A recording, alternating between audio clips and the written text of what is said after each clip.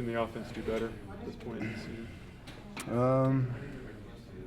You know, we're working really hard and we're doing things. You know, obviously penalties. We gotta calm down in some of those personal fouls, but that just shows you, you know, the kind of attitude that we're having this year, and so it's fun. Was it weird not running as many plays offensively as you're used to in this last game? Yeah, it was really weird.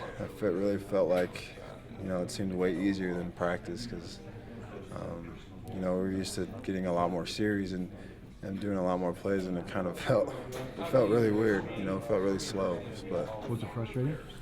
It wasn't frustrating. I mean, we're winning, so whenever you're winning, it's not too bad, right? Yeah. Did you feel like you left something out on the field, though, when the game was over? I guess you could say that. You know, we always want to be on the field and we always want to be scoring touchdowns, putting points on the board. So whenever the defense is out on the field longer than us, you know, it's something we need to change.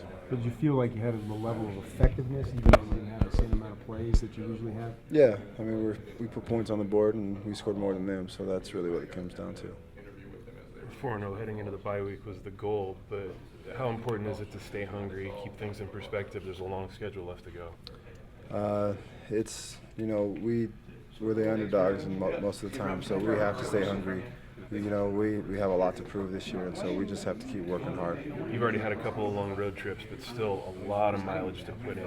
Again, just taking it one step at a time, you know, that one-game mentality that Remington keeps talking about. Yeah, so our motto this year has just been live in the moment, and so, you know, we're just taking each step at a time, just working about what's in front of us and not trying to get too far ahead.